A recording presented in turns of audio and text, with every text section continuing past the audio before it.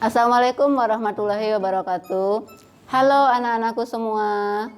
Semoga di rumah anak-anakku tetap sehat walafiat. Hari ini kita akan mempelajari hukum Newton tentang gerak. Sebelum kita masuk ke pembelajaran, marilah kita berdoa bersama-sama. Bismillahirrahmanirrahim.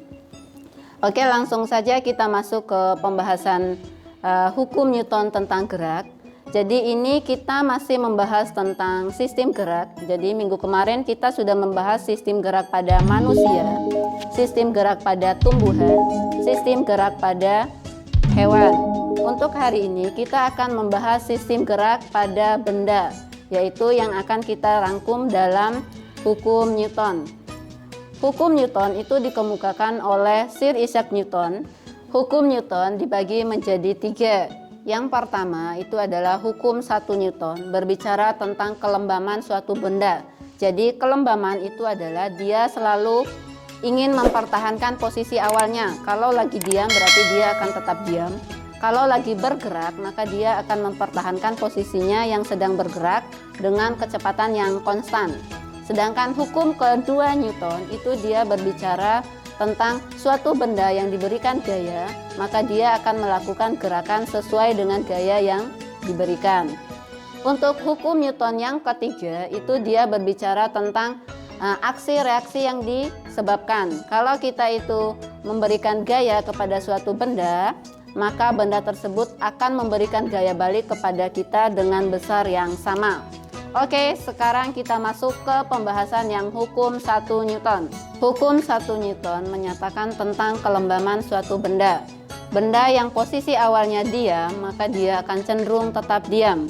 Sedangkan benda yang cenderung bergerak, maka dia akan bergerak dengan kecepatan yang konstan. Untuk persamaan matematis pada hukum 1 Newton itu adalah sigma F sama dengan 0. Sigma F itu adalah resultan gaya. Resultan itu adalah penjumlahan dari gaya atau jumlah dari gayanya. Jadi sigma F sama dengan 0 berarti adalah jumlah gayanya itu sama dengan 0. Jadi gaya yang dia berikan itu tidak ada atau sama dengan 0. Seperti itu. Untuk lebih jelasnya itu bisa kita lihat pada video berikut ini. Untuk contoh penerapan hukum 1 Newton itu adalah nanti kita akan melakukan percobaan pada benda ini. Jadi ini bendanya posisinya dalam keadaan diam. Kalau kita tarik kertasnya, apakah dia akan tetap diam? Atau dia akan ikut bergerak sama kertasnya? Sekarang kita coba ya. Kira-kira dia diam atau bergerak? 1, 2, 3.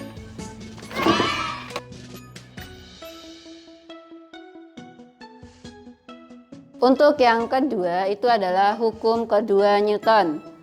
Hukum kedua Newton menyatakan bahwa percepatan suatu benda itu berbanding lurus dengan jumlah resultan gaya dan berbanding terbalik dengan massa bendanya. Itu maksudnya gimana? Kok bisa seperti itu?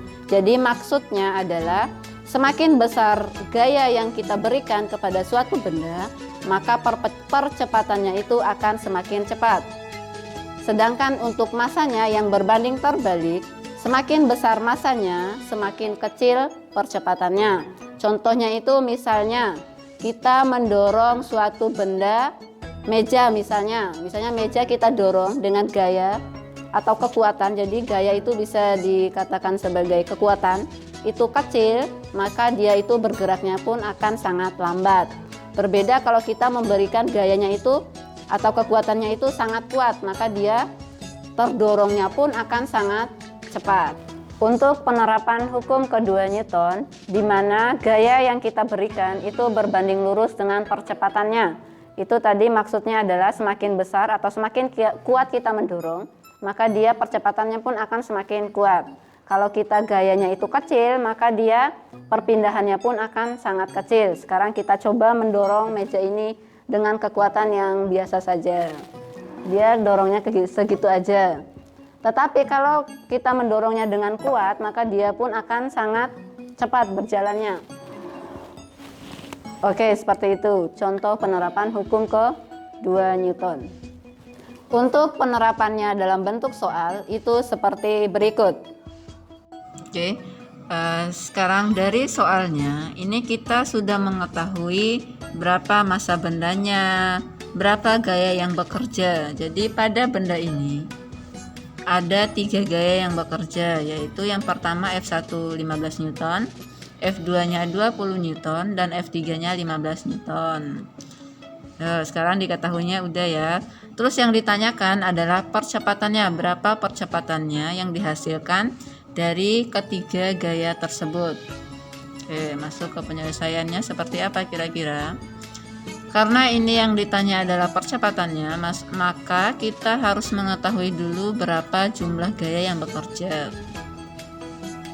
Oke, berarti sigma F sama dengan F1 ditambah F2 ditambah F3. F1-nya minus 15 Newton, F2-nya 20 Newton, dan F3-nya 15 Newton. Kenapa F1-nya minus 15 Newton? Karena arahnya berlawanan dengan F2 dan F3, sehingga hasilnya 20 Newton. Setelah kita mengetahui jumlah gaya, kita masukkan ke rumus percepatan, yang sigma F sama dengan M kali A, menjadi A sama dengan sigma F dibagi M. Karena sigma F-nya 20, M-nya 5, maka A sama dengan 20 Newton dibagi 5 kg. Hasilnya 4 Newton per kilogram atau 4 meter per sekon kuadrat.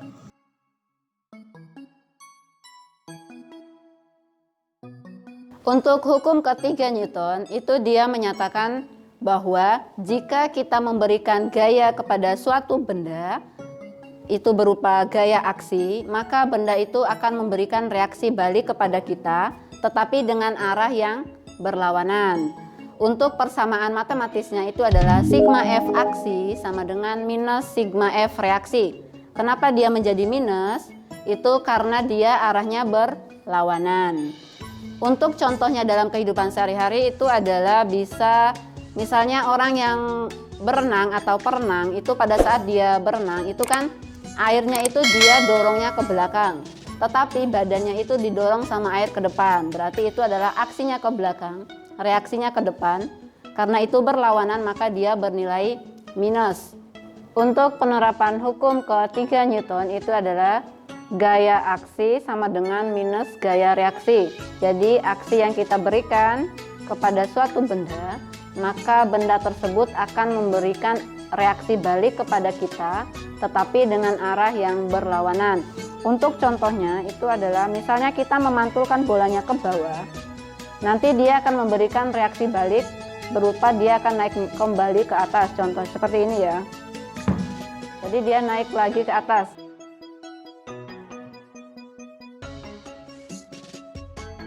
Demikian pembelajaran kita pada kali ini. Semoga apa yang kita pelajari dapat kita pahami dan dapat kita amalkan. Mari kita akhiri pembelajaran kali ini dengan sama-sama membaca hamdalah. Alhamdulillahirabbil alamin. Mulailah akhiri. Assalamualaikum warahmatullahi wabarakatuh.